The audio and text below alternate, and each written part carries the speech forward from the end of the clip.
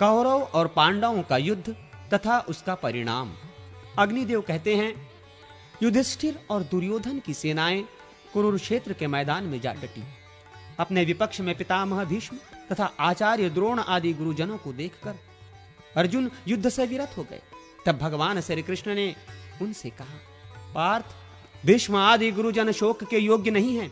मनुष्य का शरीर विनाशशील है, किंतु आत्मा का कभी नाश नहीं होता। ये आत्मा ही परम ब्रह्म है, मैं ब्रह्म हूं। इस प्रकार तुम उस आत्मा को समझो। कार्य की सिद्धि और असिद्धि में समान भाव से रहकर कर्मयोग का आश्रय ले शास्त्र धर्म का पालन करो। श्री कृष्ण के ऐसा कहने पर अर्जुन रथारूढ़ हो युद्ध में प्रवृत्त हुए। उन्होंने शंख ध्वनि की। दुर्योधन की सेना में सबसे पहले पितामह भीष्म सेनापति हुए। पांडवों के सेनापति शिखंडी थे। इन दोनों में भारी युद्ध छिड़ गया। भीष्म सहित कौरव पक्ष के योद्धा उस युद्ध में पांडव पक्ष के सैनिकों पर प्रहार करने लगे और शिखंडी आदि पांडव पक्ष के वीर कौरव सैनिकों को अपने बाणों का निशाना बनाने लगे। कौरव और पांडव सेना का वो युद्ध देवासुर संग्राम के समान जान पड़ता था। आकाश में खड़े होकर देखने वाले देवताओं को वो युद्ध बड़ा आनंददायक प्रतीत होता था। भीष्म ने 10 दिनों तक युद्ध करके पांडवों की अधिकांश सेना को अपने बाणों से मार गिराया। 10वें दिन अर्जुन ने वीरवर भीष्म पर बाणों की बड़ी भारी वृष्टि की। इधर द्रुपद की प्रेरणा से शिखंडी ने भी पानी बरसाने वाले मेघ की भांति भीष्म पर बाणों की झड़ी लगा दी। दोनों ओर के हाथी सवार, घुड़सवार, रथी और पैदल एक दूसरे के बाणों से मारे गए। भीष्म की मृत्यु उनकी इच्छा के अधीन थी। उन्होंने युद्ध का मार्ग दिखाकर वसु देवता के कहने पर वसुलोक में जाने की तैयारी की और बाण शैया पर सो रहे। वे उत्तरायण की प्रतीक्षा में भगवान विष्णु का ध्यान और स्तवन करते हुए समय व्यतीत करने लगे।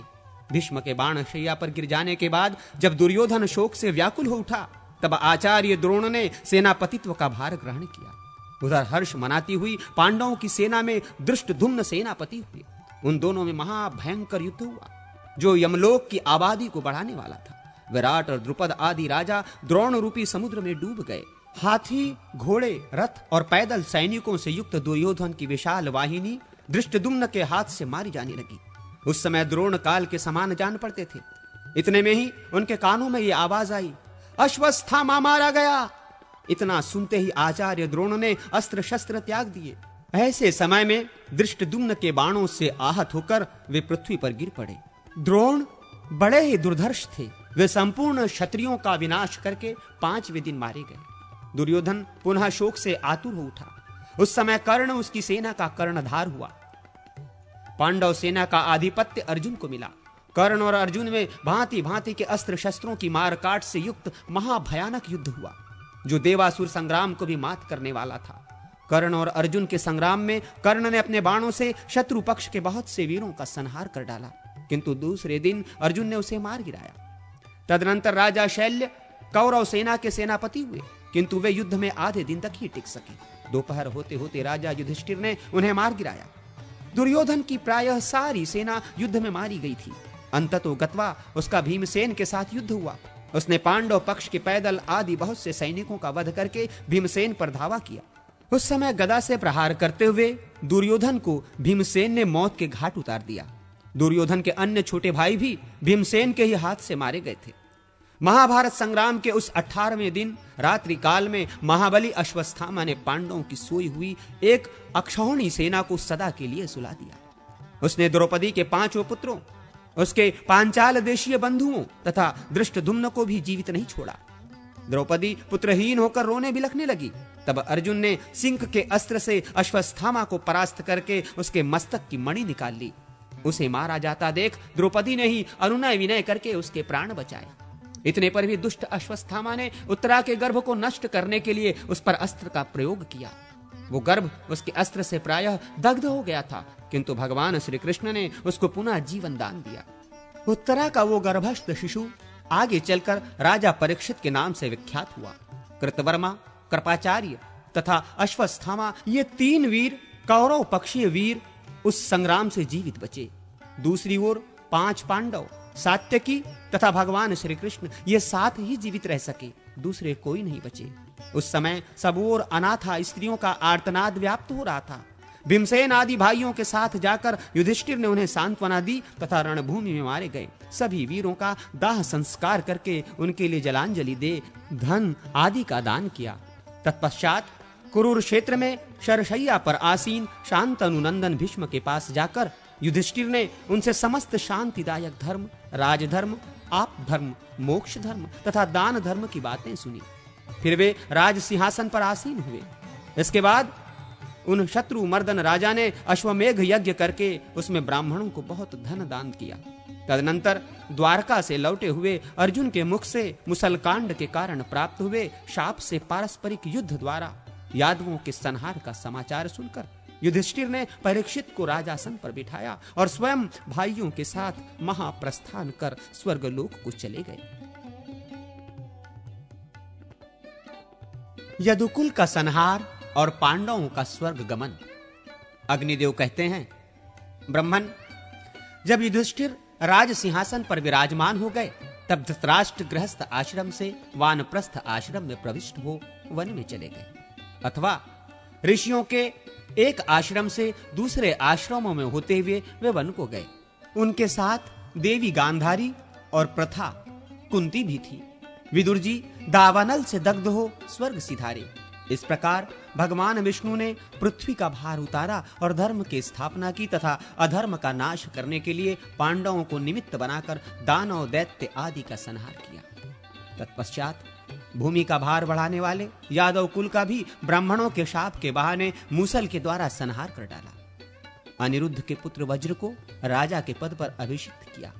तदनंतर देवताओं के अनुरोध से प्रभास क्षेत्र में श्री हरि स्वयं ही स्थूल शरीर की लीला का संवरण करके अपने धाम को पधारे। वे इंद्रलोक और ब्रह्मलोक में स्वर्गवासी देवताओं द्वारा पूजित होते हैं। बलभद्र जी शेषनाग के स्वरूप थे, अतः उन्होंने पाताल रूपी स्वर्ग का आश्रय लिया।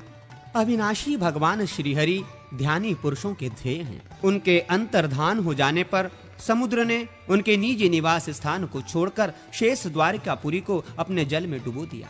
अर्जुन ने मरे हुए यादवों का दाह संस्कार करके उनके लिए जलांजलि दी और धन आदि का दान किया। भगवान श्री कृष्ण की रानियों को, जो पहले अप्सराएं थीं और अष्टावक्र के शाप से मानवीय रूप में प्रकट हुई थीं, लेकर हस्तिनापुर को चले। मार्ग में डंडे लिए हुए ग्वालों ने अर्जुन का तिरस्कार करके उन सब को छीन लिया। ये भी अष्टावक्र के शाप से ही संभव हुआ था। इससे अर्जुन के मन में बड़ा शोक हुआ। फिर महर्षि व्यास के सांत्वना देने पर उन्हें यह निश्चय हुआ कि भगवान श्री कृष्ण के समीप रहने से ही मुझ में बल था। हस्तिनापुर में आकर उन्होंने भाइयों सहित राजा युधिष्ठिर से, जो उस समय प्रजावर्ग का पालन करते थे, ये सब समाचार निवेदन किया। वे बोले, भैया, वही धनुष हैं, वे ही बाण हैं, वही रथ हैं और वे ही घोड़े हैं, किंतु भगवान श्री कृष्ण के बिना सब कुछ उसी प्रकार नष्ट हो गया जैसे अक्षोत्रियों को दिया हुआ दान। ये सुनकर धर्मराज युधिष्ठिर ने राज्य पर परीक्षित को स्थापित कर दिया। इसके बाद बुद्धिमान राजा संसार की अनियतता का विचार करके द्रौपदी तथा भाइयों को साथ ले महाप्रस्थान के पथ पर अग्रसर हुए। मार्ग में वे श्रीहरि के अष्टोत्तर शत नामों का जप करते हुए यात्रा करते थे। उस महापथ में क्रमशः द्रौपदी, सहदेव, नकुल, अर्जुन और भीमसेन एक एक करके गिर पड़े। इससे राजा शोकमग्न हो गए। तदनंतर वे इंद्र के द्वारा लाए हुए रथ पर आरूढ़ हो दिव्य रूपधारी भाइयों सहित स्वर्ग को चले गए। वहां उन्होंने दुर्योधन आदि सभी धृतराष्ट्र पुत्रों को देखा। तदनंतर उन पर कृपा करने के लिए अपने धाम से पधारे हुए भगवान वासुदेव का भी दर्शन किया। इससे उन्हें बड़ी प्रसन्नता हुई। ये मैंने तुम्हें महाभारत का प्रसंग सुनाया। जो इसका पाठ करेगा वो स्वर्गलोक में सम्मानित होगा।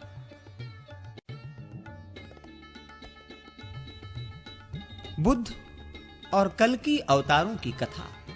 अग्निदेव कहते हैं, अब मैं बुद्धावतार का वर्णन करूंगा, जो पढ़ने और सुनने वालों के मनोरथ को सिद्ध करने वाला है।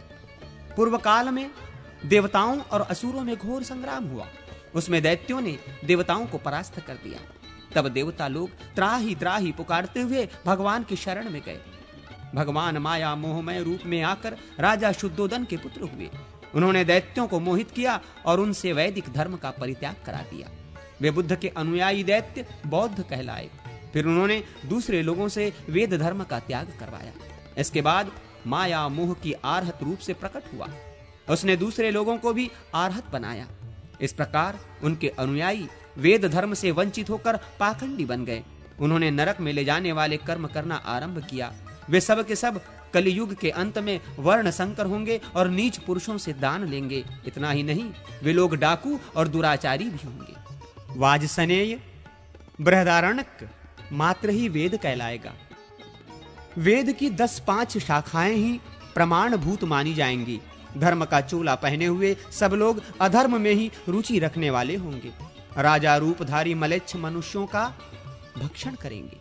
तदनंतर भगवान कल्कि प्रकट होंगे। वे श्री विष्णु यशा के पुत्र रूप से अवतीर्ण हो याज्ञवल्क्य को अपना पुरोहित बनाएंगे। उन्हें अस्त्र शस्त्र विद्या का पूर्ण परिज्ञान होगा। वे हाथ में अस्त्र शस्त्र लेकर मलेच्छों का संहार कर डालेंगे तथा चारों वर्णों और समस्त आश्रमों में शास्त्रीय मर्यादा स्थापित करेंगे। समस्त प्रजा को धर्म के उत्तम मार्ग में लगाएंगे। उसके बाद श्रीहरि कल की रूप का परित्याग करके अपने धाम में चले जाएंगे। फिर तो पूर्ववत सत्ययुग का साम्राज्य होगा। साधु श्रेष्ठ सभी वर्ण और आश्रम के लोग अपने अपने धर्म में दृढ़ता पूर्वक लग जाएंगे। इस प्रकार संपूर्ण कल्पों तथा मनवंतरों में श्री हरि के अवतार होते हैं। उनमें से कुछ हो चुके हैं, कुछ आगे होने वाले हैं। उन सब की कोई नियत संख्या नहीं है। जो मनुष्य श्री विष्णु के अंशावतार तथा पूर्णावतार सहित 10 अवतारों के चरित्रों का पाठ अथवा श्रवण करता है, वो संपूर्ण कामनाओं को प्राप्त कर लेता है तथा निर्मल हृदय होकर परिवार सहित स्वर्ग को जाता है। इस प्रकार अवतार लेकर श्री हरि धर्म की व्यवस्था और अधर्म का निराकरण करते हैं। वे ही जगत की सृष्टि आदि के कारण हैं। जगत की सृष्टि का वर्णन अग्निदेव कहते हैं, ब्रह्मन, अब मैं जगत की सृष्टि आदि का जो श्रीहरि की लीला मात्र है वर्णन करूंगा। सुनो। श्रीहरि ही स्वर्ग के रचयिता हैं। सृष्टि और प्रलय आदि उन्हीं के स्वरूप हैं। सृष्टि के आदि कारण वे ही हैं। वे ही निर्गुण हैं, वे ही सगुण हैं। सबसे पहले सत्वरूप अव्यक्त ब्रह्म ही था। उस समय न तो आकाश था, न रात दिन आदि का ही विभाग था। तदनंतर सृष्टि काल में परम पुरुष श्री विष्णु ने प्रकृति में प्रवेश करके उसे शुद्ध विकृत कर दिया। फिर प्रकृति से महतत्व और उससे अहंकार प्रकट हुआ। अहंकार 3 प्रकार का है, वैकारिक, सात्विक, तेजस, राजस और भूतादि रूप तामस। तामस अहंकार से शब्द तन्मात्रा वाला आकाश उत्पन्न हुआ। आकाश से स्पर्श तन्मात्रा वाले वायु का प्रादुर्भाव हुआ। वायु से रूप तन्मात्रा वाला अग्नि तत्व प्रकट हुआ। अग्नि से रस तन्मात्रा वाले जल की उत्पत्ति हुई और जल से गंध तन्मात्रा वाली भूमि का प्रादुर्भाव हुआ। ये सब तामस अहंकार से होने वाली सृष्टि है।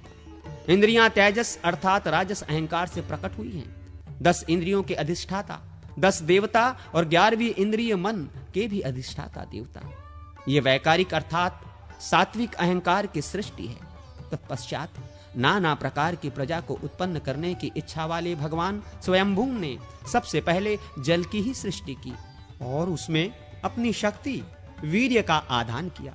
जल को नार कहा गया है क्योंकि वो नर से उत्पन्न हुआ है। नार जल ही पूर्व काल में भगवान का अयन निवास स्थान था, इसलिए भगवान को नारायण कहा गया है। स्वयंभू श्री हरि ने जो वीर्य स्थापित किया था वो जल में सुवर्णमय अंड के रूप में प्रकट हुआ। उसमें साक्षात स्वयंभू भगवान ब्रह्मा जी प्रकट हुए, ऐसा हमने सुना है। भगवान हिरण्यगर्भ ने 1 वर्ष तक उस अंड के भीतर निवास करके उसके 2 भाग किए। एक का नाम द्युलोक हुआ, दूसरे का भूलोक। उन दोनों अंड खंडों के बीच में उन्होंने आकाश की सृष्टि की। जल के ऊपर तैरती हुई पृथ्वी को रखा और 10 दिशाओं के विभाग किए। फिर सृष्टि की इच्छा वाले प्रजापति ने वहां काल, मन, वाणी, काम, क्रोध तथा रति आदि की तत्तद रूप से सृष्टि की। उन्होंने आदि में विद्युत, वज्र, मेघ, रोहित, इंद्रधनुष, पक्षियों तथा पर्जन्य का निर्माण किया।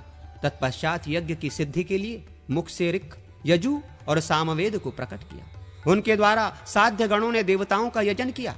फिर ब्रह्मा जी ने अपने भुजा से ऊंचे नीचे या छोटे बड़े भूतों को उत्पन्न किया। सनत कुमार की उत्पत्ति की तथा क्रोध से प्रकट होने वाले रुद्र को जन्म दिया। मरीचि, अत्रि, अंगिरा, पुलत्स, पुलह, क्रतु और वशिष्ठ इन 7 ब्रह्मपुत्रों को ब्रह्मा जी ने निश्चय ही अपने मन से प्रकट किया। साधु श्रेष्ठ ये तथा रुद्रगण प्रजावर्ग की सृष्टि करते हैं। ब्रह्मा जी ने अपने शरीर के 2 भाग किए, आधे भाग से वे पुरुष हुए और आधे से स्त्री बन गए। फिर उस नारी के गर्भ से उन्होंने प्रजाओं की सृष्टि की। ये ही स्वयंभू मनु तथा शतरूपा के नाम से प्रसिद्ध हुए। इनसे ही मानवीय सृष्टि हुई। स्वयंभू मनु के वंश का वर्णन अग्निदेव कहते हैं, मुने स्वयंभू मनु से उनकी तपस्विनी भार्या शतरूपा ने प्रियव्रत और उत्तानपाद नामक 2 पुत्र और एक सुंदरी कन्या उत्पन्न की। वो कमनीय कन्या देवहूति कर्दम ऋषि की भार्या हुई। राजा प्रियव्रत से सम्राट कुक्षी और विराट नामक सामर्थ्यशाली पुत्र उत्पन्न हुए। उत्तानपाद से सुरुचि के गर्भ से उत्तम नामक पुत्र उत्पन्न हुआ और सुनीति के गर्भ से ध्रुव का जन्म हुआ। हे मुने, कुमार ध्रुव ने सुंदर कीर्ति बढ़ाने के लिए 3000 दिव्य वर्षों तक तप किया। उस पर प्रसन्न होकर भगवान विष्णु ने उसे सप्तर्षियों के आगे स्थिर स्थान ध्रुव पद दिया। ध्रुव के इस अभ्युदय को देखकर शुक्राचार्य ने उनके सुयश का सूचक ये श्लोक पढ़ा। अहो, इस ध्रुव की तपस्या का कितना प्रभाव है, इसका शास्त्र ज्ञान कितना अद्भुत है, जिसे आज सप्तर्षि भी आगे करके स्थित हैं। उस ध्रुव से उनकी पत्नी शंभु ने श्लिष्टि और भव्य नामक पुत्र उत्पन्न किए।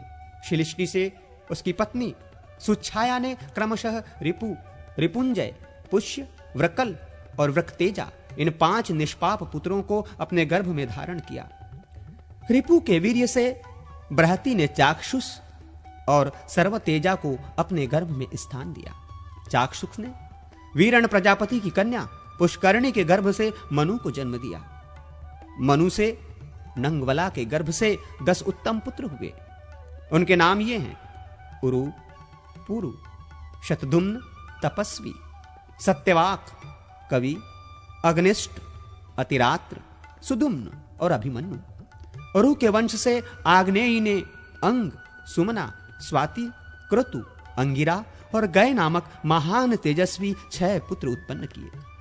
अंग से सुनीता ने एक ही संतान वेन को जन्म दिया। वो प्रजाओं की रक्षा न करके सदा पाप में ही लगा रहता था। उसे मुनियों ने कुशों से मार डाला।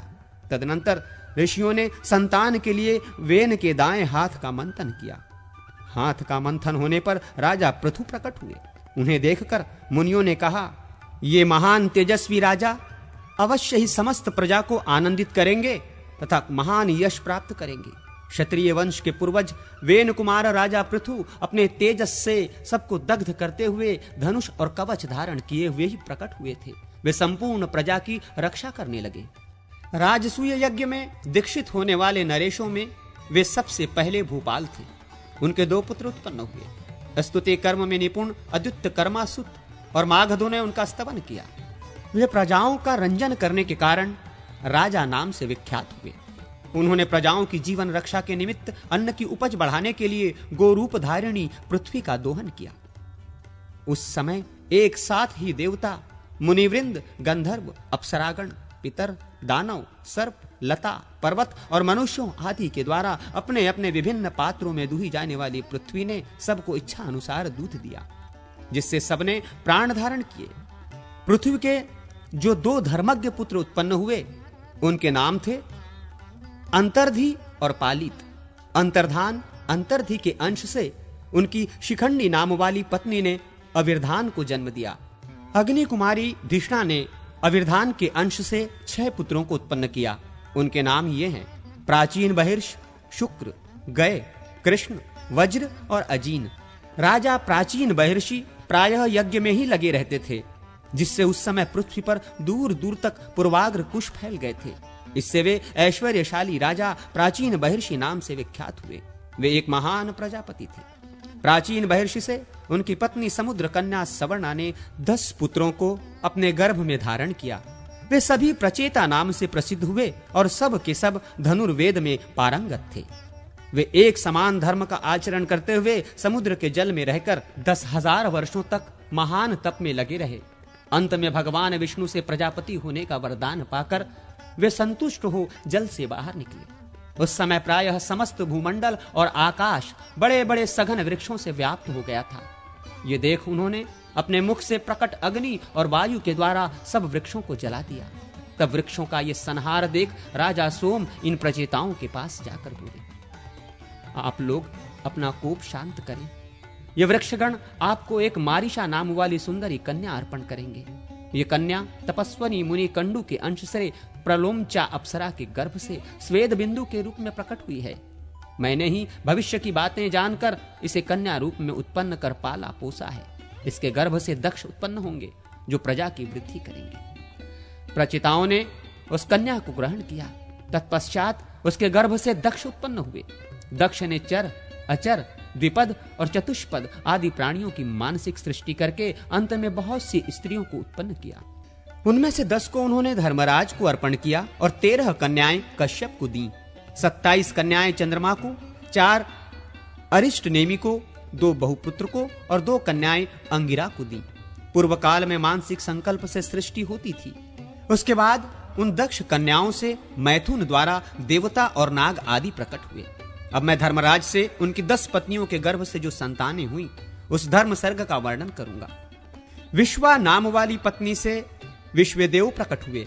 साध्या ने साध्यों को जन्म दिया। मरुत्वती से मरुत्वान और वसु से वसुगण प्रकट हुए। भानु से भानु और मुहूर्ता से मुहूर्त नामक पुत्र उत्पन्न हुए। धर्मराज के द्वारा लंबा से घोष नामक पुत्र हुआ और यामी नामक पत्नी से नागविथि नाम वाली कन्या उत्पन्न हुई।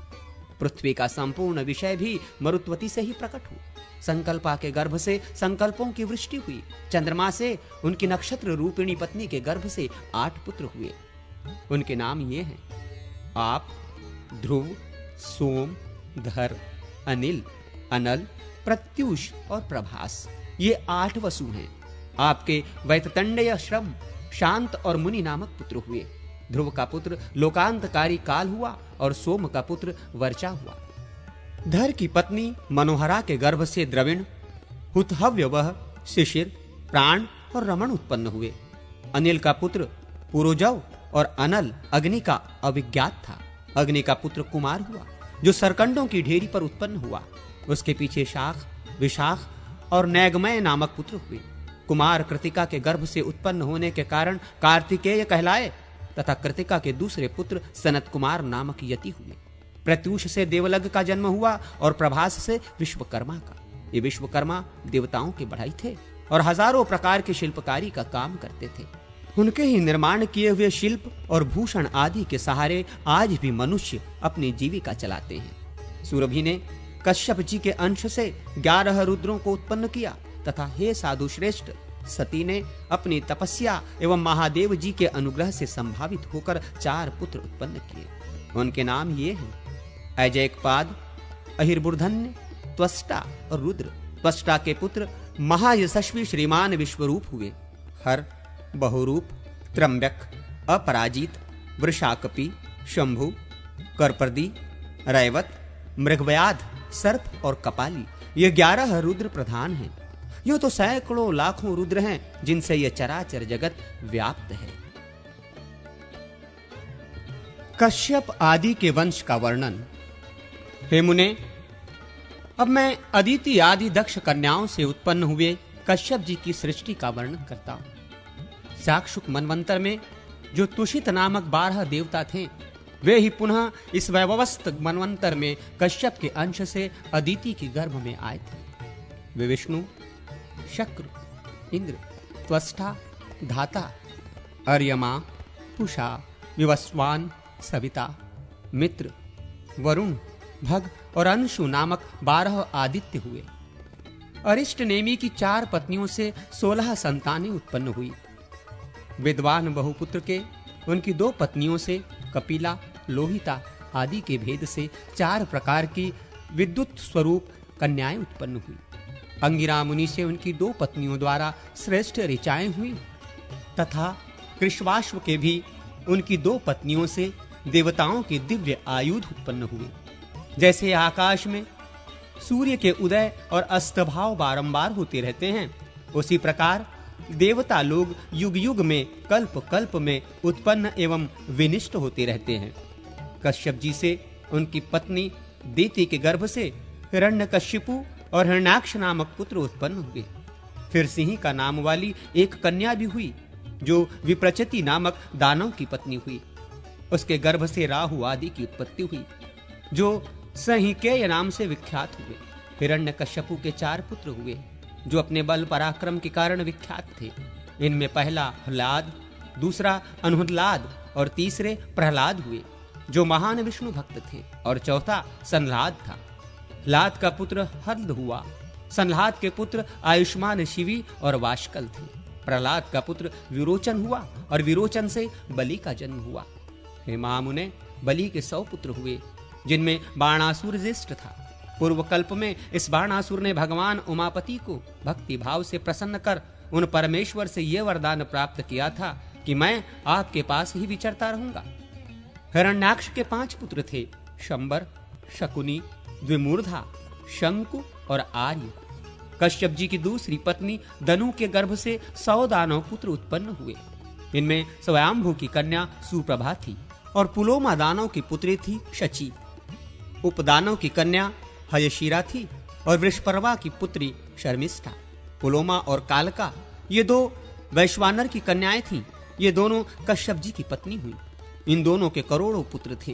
प्रहलाद के वंश में 4 करोड़ निवात कवच नामक दैत्य हुए। कश्यप जी की ताम्रा नाम वाली पत्नी से 6 पुत्र हुए। इनके अतिरिक्त काकी, स्नेही, भासी, गृधिका और शुचिग्रवा आदि भी कश्यप जी की भार्याएं थीं। उनसे काक आदि पक्षी उत्पन्न हुए। ताम्रा के पुत्र घोड़े और ऊंट थे। विनीता के अरुण और गरुड़ नामक 2 पुत्र हुए। सुरसा से हजारों सांप उत्पन्न हुए और कद्रु के गर्भ से भी शेष, वासुकी और तक्षक आदि सहस्रों नाग उत्पन्न हुए। क्रोधावशा के गर्भ से दंशनशील दांत वाले सर्प प्रकट हुए। धरा से जल पक्षी उत्पन्न हुए। सुरभि से गाय भैंस आदि पशुओं की उत्पत्ति हुई। इरा के गर्भ से तृण आदि उत्पन्न हुए। खसा से यक्ष, राक्षस और मुनि के गर्भ से अप्सराएं प्रकट हुई। इसी प्रकार अरिष्टा के गर्भ से गंधर्व उत्पन्न हुए। इस तरह कश्यप जी से स्थावर जंगम जगत की उत्पत्ति हुई। इन सबके असंख्य पुत्र हुए। देवताओं ने दैत्यों को युद्ध में जीत लिया। अपने पुत्रों के मारे जाने पर दिति ने कश्यप जी को सेवा से संतुष्ट किया। वो इंद्र का संहार करने वाले पुत्र को पाना चाहती थी। उसने कश्यप जी से अपना वो अभिमत वर प्राप्त कर लिया जब वो गर्भवती और व्रत पालन में तत्पर थी। उस समय एक दिन के भोजन के बाद बिना पैर धोए ही वो सो गई। तब इंद्र ने ये छिद्र, त्रुटि या दोष ढूंढकर उसके गर्भ में प्रविष्ट हो उस गर्भ के टुकड़े टुकड़े कर दिए, किंतु व्रत के प्रभाव से उनकी मृत्यु नहीं हुई। वे सभी अत्यंत तेजस्वी और इंद्र के सहायक 49 मरुत नामक देवता हुए। मुने, ये सारा वृत्तांत मैंने सुना दिया। श्री हरि स्वरूप ब्रह्मा जी ने पृथु को नरलोक के राजपद पर अभिषिक्त करके क्रमशः दूसरों को भी राज्य दिए। उन्हें विभिन्न समूहों का राजा बनाया। अन्य सबके अधिपति तथा परिगणित अधिपतियों के भी अधिपति साक्षात श्री हरि ही हैं। ब्राह्मणों तथा औषधियों के राजा चंद्रमा हुए। जल के स्वामी वरुण हुए। राजाओं के राजा कुबेर हुए। 12 सूर्यों आदित्यों के अधीश्वर भगवान विष्णु थे। वसुओं के राजा पावक और मरुद्रुणों के स्वामी इंद्र हुए। प्रजापतियों के स्वामी दक्ष और दानवों के अधिपति प्रहलाद हुए। पितरों के यमराज और भूत आदि के स्वामी सर्वसमर्थ भगवान शिव हुए तथा शैलों पर्वतों के राजा हिमवान हुए और नदियों का स्वामी सागर हुआ। गंधर्वों के चित्ररथ, नागों के वासुकी, सर्पों के तक्षक और पक्षियों के गरुड़ राजा हुए। श्रेष्ठ हाथियों का स्वामी ऐरावत हुआ और गौओं का अधिपति सांड। वनचर जीवों का स्वामी शेर हुआ और वनस्पतियों का प्लक्ष पकड़ी।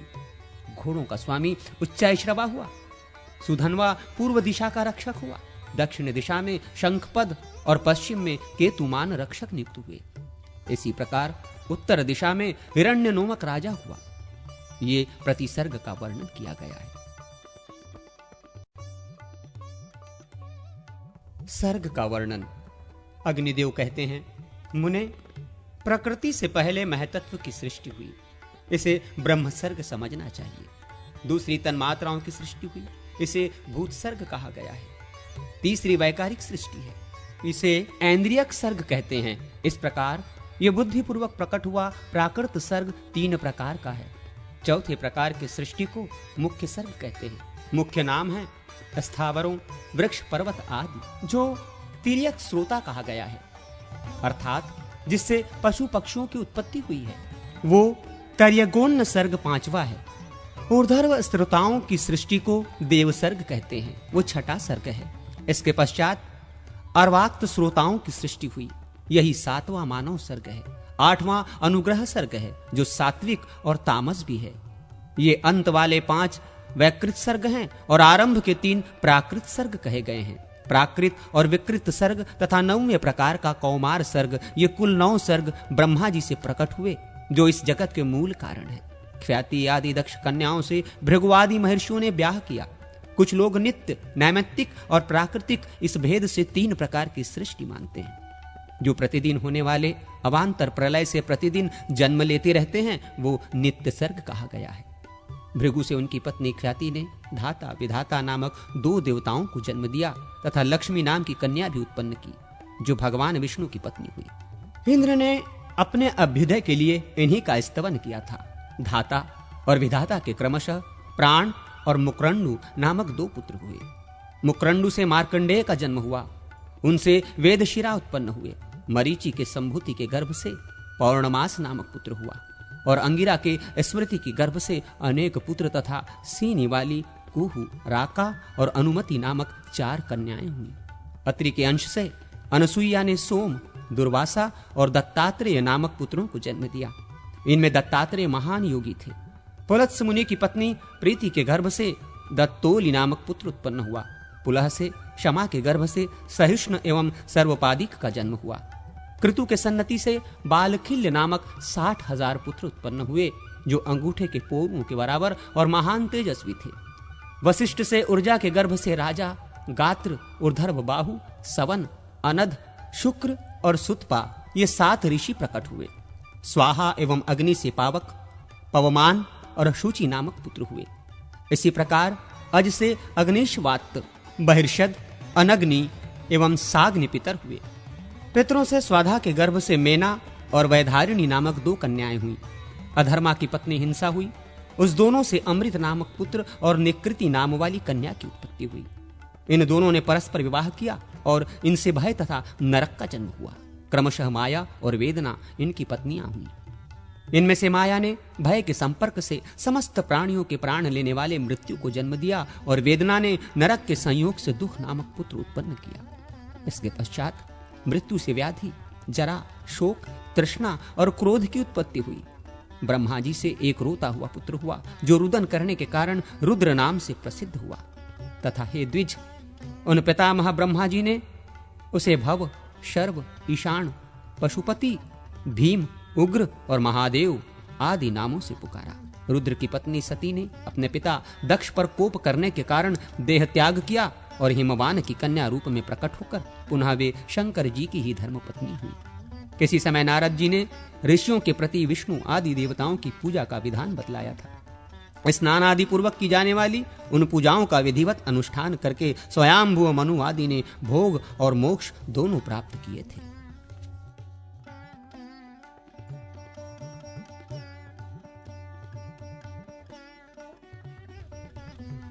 विष्णु आदि देवताओं की सामान्य पूजा का विधान।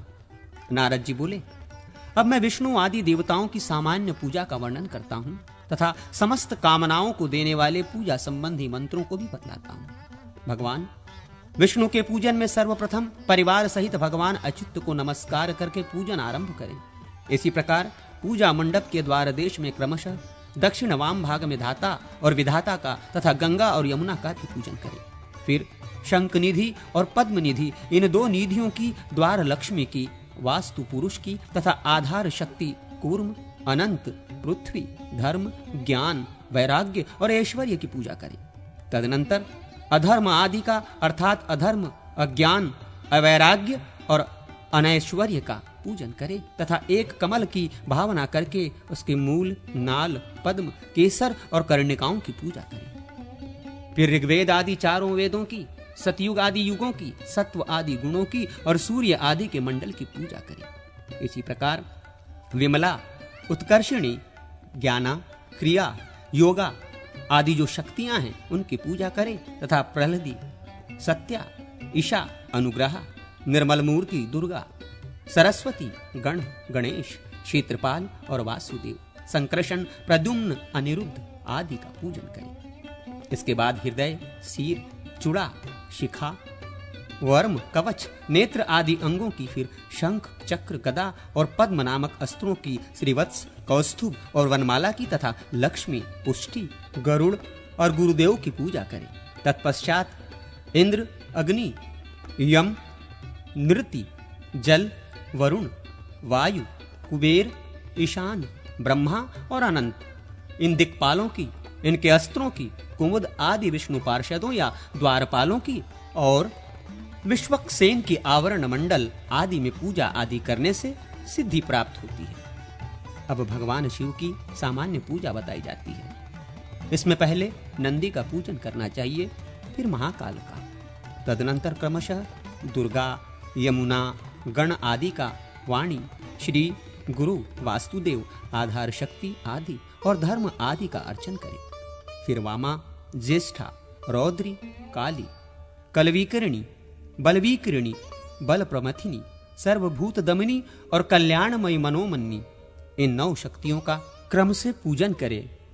हाँ हाँ हाँ शिव मूर्तये नमः, इस मंत्र से हृदयादि अंग और ईशान आदि मुख सहित शिव की पूजा करें। हौ शिवाय हौ इत्यादि से केवल शिव की अर्चना करे और हाँ इत्यादि से ईशान आदि 5 मुखों की आराधना करे। ह्री गौर्य नमः, इससे गौरी का, और गंग गणपतये नमः, इस मंत्र से गणपति की, नाम मंत्रों से इंद्र आदि दिक्पालों की, चंडकी और हृदय, सिर आदि की भी पूजा करें। अब क्रमशः सूर्य के पूजा के मंत्र बताए जाते हैं। इसमें नंदी सर्वप्रथम पूजनीय है, फिर क्रमशः पिंगल, उच्चैश्रवा और अरुण की पूजा करें। तत्पश्चात प्रभूत, विमल, सोम दोनों संध्याकाल पर सुख और स्कंद आदि की मध्य में पूजा करें। इसके बाद दीप्ता, सूक्ष्मा, जया, भद्रा, विभूति, विमला, अमोघा, विद्युता तथा सर्वोतमुखी, इन 9 शक्तियों की पूजा होनी चाहिए। तत्पश्चात ओम ब्रह्मा विष्णु शिवात्मकाय सौराय पीठाय नमः, इस मंत्र से सूर्य के आसन का स्पर्श और पूजन करें। फिर ओम खखोलकाय नमः, इस मंत्र से सूर्य देव की मूर्ति की उद्धावना करके उसका अर्चन करें। तत्पश्चात ओम हां हीं संग सूर्याय नमः, इस मंत्र से सूर्य देव की पूजा करें। इसके बाद हृदय आदि का पूजन करें। ओम आम नमः, इससे हृदय की, ओम अकार्य नमः, इससे सिर की पूजा करें। इसी प्रकार अग्नि, ईश और वायु में अधिष्ठित सूर्य देव का भी पूजन करें। फिर ओम भूभुर्भुवस्वः ज्वालिन्नमय शिखाय नमः, इससे शिखा की। ओम कवचाय नमः, इससे कवच की। ओम भात्र नेत्राभ्यम नमः, इससे नेत्र की। और ओम अकार्तास्त्राय नमः, इससे अस्त्र की पूजा करें। इसके बाद सूर्य की शक्ति रानी संज्ञा की तथा उनसे प्रकट हुई छाया देवी की पूजा करें। फिर चंद्रमा, मंगल, बुध, बृहस्पति, शुक्र, शनि, राहु और केतु क्रमशः इन ग्रहों का और सूर्य के प्रचंड तेज का पूजन करें। अब संक्षेप से पूजन बतलाते हैं। देवता के आसन, मूर्ति, मूल, हृदय आदि अंग और परिचारक, इनकी ही पूजा होती है। भगवान विष्णु के आसन का पूजन ओम श्री श्रीधरा हरि ही, इस मंत्र से करना चाहिए। इसी मंत्र से भगवान विष्णु की मूर्ति का भी पूजन करें। यह सर्वमूर्ति मंत्र है। इसी को त्रैलोक्य मोहन मंत्र भी कहते हैं। भगवान के पूजन में ओम क्लं ऋषिकेशाय नमः, ओम विष्णुवे नमः, इन मंत्रों का उपयोग करें। संपूर्ण दीर्घ स्वरों के द्वारा हृदय आदि की पूजा करें। जैसे ओम आम हृदयाय नमः, इससे हृदय की।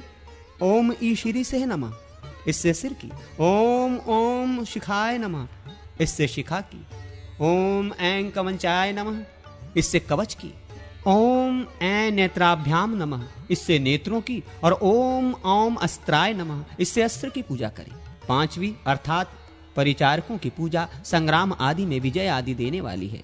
परिचारकों में चक्र, गदा, शंख, मूसल, खड्ग, श्रांग, धनुष, पाश, अंकुश, श्रीवत्स, कौस्तुभ, वनमाला, श्री, इस बीज से युक्त श्री महालक्ष्मी, गरुड़, गुरुदेव और इंद्रादि देवताओं का पूजन किया जाता है। इनके पूजन में प्रणव सहित नाम के आदि अक्षर में अनुस्वार लगाकर चतुर्थी विभक्ति युक्त नाम के अंत में नमः जोड़ना चाहिए। जैसे ओम चक्राय नमः, ओम गदाय नमः इत्यादि। सरस्वती के आसन की पूजा में ओम ऐदैव्य सरस्वतये नमः, इस मंत्र का उपयोग करें और उनकी मूर्ति के पूजन में ओम ह्रीं दैवय सरस्वतये नमः इस मंत्र से काम लें। हृदय आदि के लिए पूर्ववत मंत्र हैं। सरस्वती के परिचारकों में लक्ष्मी, मेघा, कला, तुष्टि, पुष्टि, गौरी, प्रभा, मति, दुर्गा, गण, गुरु और क्षेत्रपाल की पूजा करें तथा ओम गम गणपतये नमः इस मंत्र से गणेश की, ओम ह्रीं गौर्यै नमः इस मंत्र से गौरी की, ओम श्री श्रीयै नमः इससे श्री की, ओम श्री त्वरिताय नमः इस मंत्र से त्वरिता की, ओम ऐक्लीसौ त्रिपुराय नमः इस मंत्र से त्रिपुरा की पूजा करें। इस प्रकार त्रिपुरा शब्द भी चतुर्थी विभक्त तंत हो, अंत में नमः शब्द का प्रयोग हो। जिन देवताओं के लिए कोई विशेष मंत्र नहीं बतलाया गया है, उनके नाम आदि में प्रणव लगाएं। नाम के आदि अक्षर में अनुस्वार लगाकर उसे बीज के रूप में रखें तथा पूर्ववत नाम के अंत में चतुर्थी विभक्ति और नमः शब्द जोड़ लें। पूजन और जप में प्रायः सभी मंत्र ओमकार युक्त बताए गए हैं। अंत में तिल और घी आदि से होम करें। इस प्रकार ये देवता और मंत्र धर्म, काम, अर्थ और मोक्ष चारों पुरुषार्थ देने वाले हैं। जो पूजा के इन मंत्रों का पाठ करेगा वो समस्त भोगों का उपभोग कर अंत में देवलोक को प्राप्त होगा।